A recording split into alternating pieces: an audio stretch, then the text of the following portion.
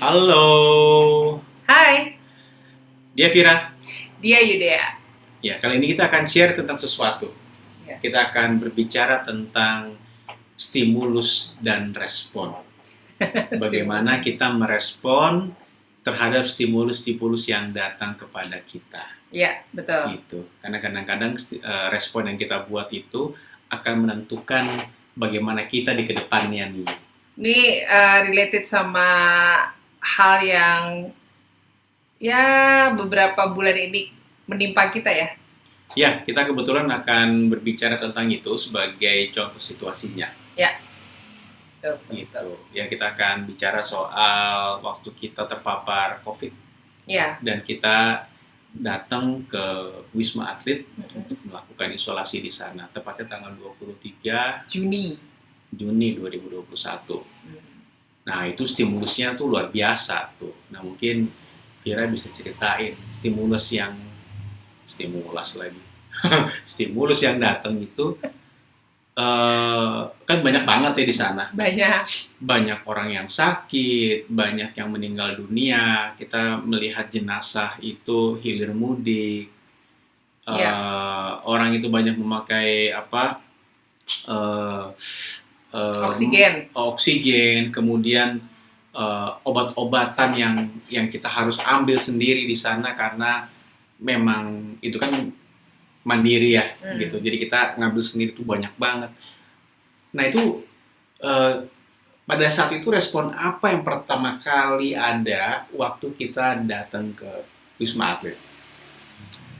Yang aku ingat sih pada tanggal 23 Juni itu pertama kali stimulus terbesarnya adalah pernyataan bahwa kita berdua positif COVID ya. Itu stimulus yang besar sekali buat kita, dan kemudian responnya kita nggak bisa disangkal juga ya, kita panik juga ya.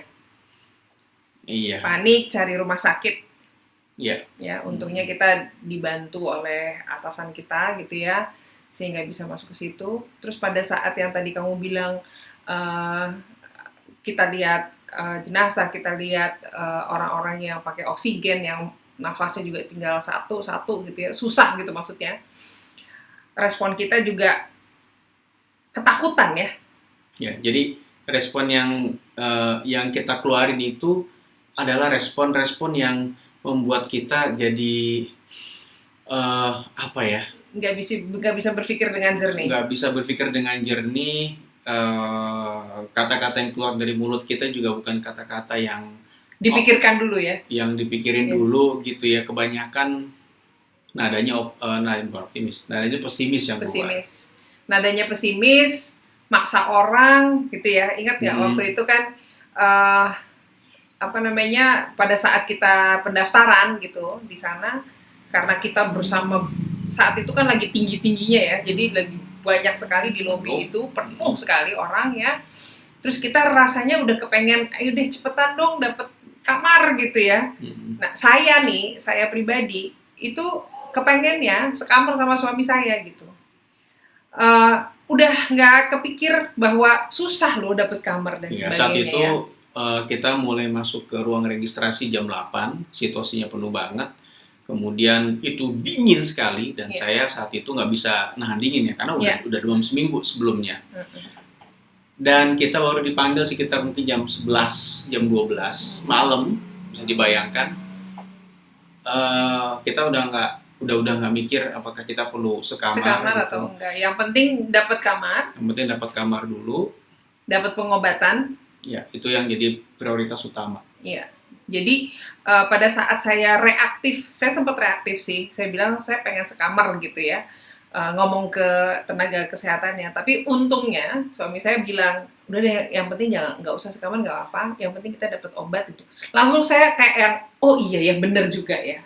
Gitu kan, mereka kan juga kamarnya terbatas. Yang diutamakan adalah ibu dan balita gitu kan. Nah, itu tuh kalau kita nggak membuka diri kali ya. Yang aku rasain sih seperti itu sih, nggak membuka diri terhadap pendapat orang lain yang tentunya adalah pendapat orang terdekat kita sendiri. Mungkin reaktifnya lebih gede lagi kali ya. Iya, itu kita itu sempat reaktif itu di hari pertama, hari kedua gitu.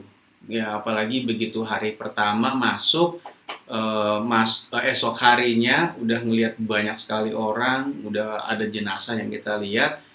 Nah itu tuh hari pertama, hari kedua gitu. Itu gede banget ya. Iya. Hari ketiga, hari keempat itu sudah mulai menurut aku sih udah mulai menurun sih perasaan itu. Kita udah mulai bisa Adaptasi. beradaptasi, udah Iya. mulai bisa ngelihat ke depan, Iya. ya. Walaupun masih berpikir bahwa penyakit yang sedang kita rasakan itu masih belum tahu ini sembuhnya berapa lama. Itu juga kalau Iya. sembuh, gitu. Nah, sementara kalau kita ngelihat di sekeliling dan juga ngelihat di berita-berita sosial media itu banyak sekali orang-orang yang sampai meninggal dunia. Iya, maksudnya dari yang sehat terus tiba-tiba turun drastis juga ada gitu ya. Jadi kekhawatiran itu tetap ada ya. Tetap ada. Gitu. Apalagi bahkan begitu banyak orang yang sayang sama kita, alhamdulillahnya ya.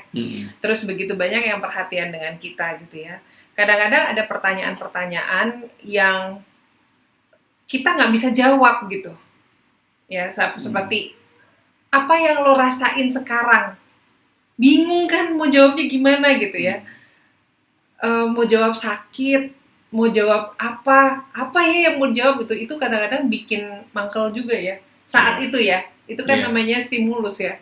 Iya, itu pokoknya di awal-awal hari lah. Di awal-awal hari itu reaktivitas kita tuh gede banget. Gede banget ya. Tapi semakin kesini udah kita tahu ya kalau kita terlalu berlarut-larut, sementara anak-anak kita itu kan ada di rumah ya. Iya, anak kita ada yang kena juga. Ada yang kena, kemudian ART juga kena gitu. Nah kalau misalnya kita terlalu memikirkan, terlalu khawatir diri kita sendiri, kita nggak membuka diri berpikir logis, itu bahaya banget itu. Imun tubuh pasti turun. Gitu. Jadi ya itulah ya, kita udah mulai berpikir proaktif gitu. Ya. Ya, apa kira-kira bisa kita lakukan terhadap stimulus yang ada? Tindakan benar apa yang perlu kita lakukan daripada hanya sekedar khawatir.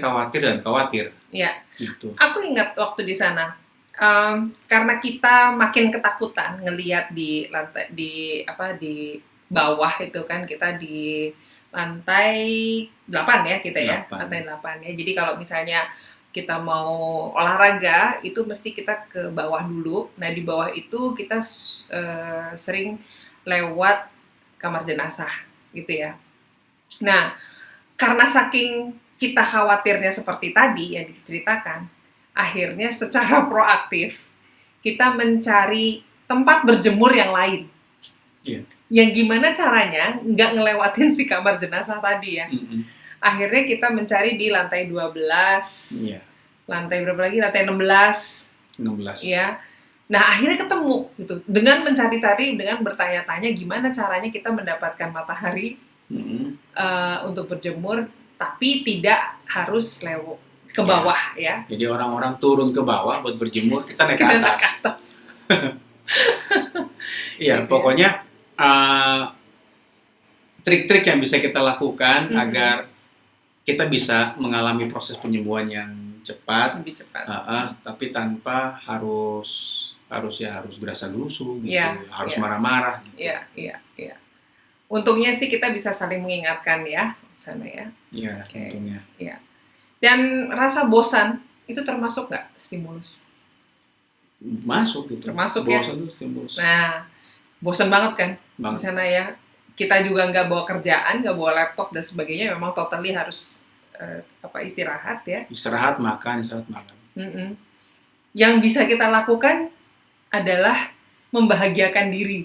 Iya. Ya, membahagiakan diri. Walaupun saya sih ngelihat dia jauh lebih bisa mengendalikan diri untuk mengalihkan pikiran gitu ya, bisa istirahat, bisa tidur dan sebagainya. Saya masih kepikiran tuh anak di rumah, ada anak yang dia cerita kena air panas, aduh itu rasanya. Iya, sementara kita nggak bisa hadir di situ. Kita cuma bisa video call. Bagus kalau video call masih bagus ya. Telepon atau kita mendengar kabar dari WhatsApp aja kita udah sangat bersyukur gitu ya. Yang bisa kita lakukan akhirnya untuk mengalihkan itu, ya saya sama suami saya cuma ngeberesin kamar, jemur pakaian, Bersihin kamar mandi. bersihkan kamar mandi, pokoknya ya seputar itu aja udah. sebentar itu dibersihin aja terus.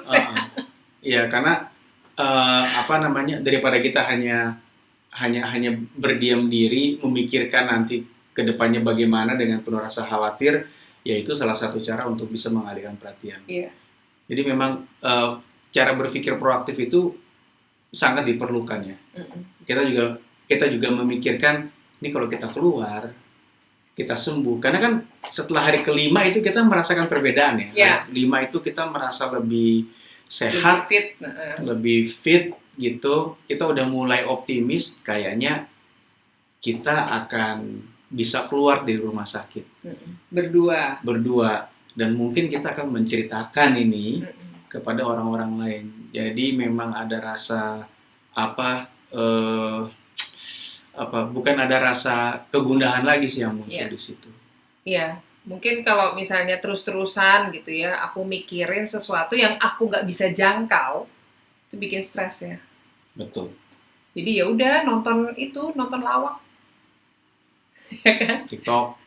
nonton TikTok, ya, nonton lawak, pokoknya yang bikin ketawa aja. Iya. Jadi pembelajarannya banyak ya pada waktu kita ada di sana. Pada saat stimulus-stimulus yang datang menghampiri, hanya kebetulan aja sih ini situasinya lagi COVID. Tapi saya rasa kalaupun COVID ini berakhir ataupun COVID ini belum berakhir, tetap bentuk stimulus-stimulusnya itu banyak banget. Stimulus ini selalu hadir sih ya. Selalu hadir. Di setiap detik, setiap menit kita gitu ya. Iya. Kayak virtual meeting aja tiba-tiba handphone bunyi. Shopee gitu. Tokopedia. Nggak usah yang jauh-jauh deh. Barusan aja kita keluar gara-gara ada suara di atas genteng. Begitu di center itu ternyata ada musang. Itu stimulusnya tuh dahsyat banget itu. Ini langsung kira-kira, aduh ini kenapa nih, ntar masuk lagi ke atas langit-langit dan lain sebagainya. Tapi ya udah kita berpikir, enggak lah, mungkin ini cuma nempel lewat doang kok. Gitu. Ya kalau nggak kita nggak bisa tidur. Iya. Jadi ternyata bagaimana kita mengendalikan diri atas stimulus yang hadir tuh penting ya buat diri kita sendiri ya. Ya, penting. Jadi juga buat yang menyaksikan sharing kita ini bisa deh gitu ya. Daripada hanya berpikir dengan menggunakan berpikir lagi. Daripada hanya merespon hanya berdasarkan mood dan perasaan kita aja, lebih baik dipikirkan lebih jauh ke depan apa yang kira-kira bisa kita lakukan daripada hanya memikirkan sesuatu yang nggak bisa kita kendalikan. Oke. Dampaknya apa sih, keuntungannya yang dirasain? Kalau apa? Kalau misalnya kita bisa proaktif, bisa mengendalikan diri, nggak bertindak sesuai dengan mood kita, apa ya dampaknya yang kamu rasain? Oh itu jadi lebih tenang ya. Jadi lebih tenang karena yang kita lakukan itu adalah sesuatu yang akan membuat kita menjadi lebih produktif. Ya ada hasilnya. Kemudian pikiran kita lebih tenang karena kekhawatiran yang terjadi itu kan belum tentu terjadi kan. Ya, kayak musang yang tadi kita lihat di atas itu kan belum tentu dia masuk kembali kayak waktu itu tiba-tiba jatuh ambruk masuk ke ruang tamu. Belum tentu. Nah lebih baik ya udah nggak apa-apa, biarin aja itu terjadi, biarin aja dia lewat di atas. Kalau memang dia jatuh ya jatuh. Berarti membuat kita dalam mengambil keputusan itu juga lebih enak ya, dan lebih kita enak. Bertanggung jawab atas keputusan itu ya, nggak pakai nyala-nyalain ya. Iya.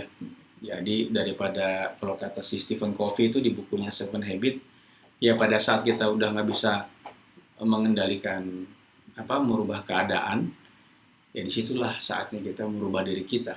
Oke. Gitu. Sip. Oke. Sampai ketemu lagi. Sampai ketemu lagi, kayaknya lumayan panjang ya. Iya. Oke, kalau gitu teman-teman sampai ketemu lagi di sharing kita berikutnya yang lebih menarik. Oke. Iya Vira. Dia Yudea. Bye Bye. bye.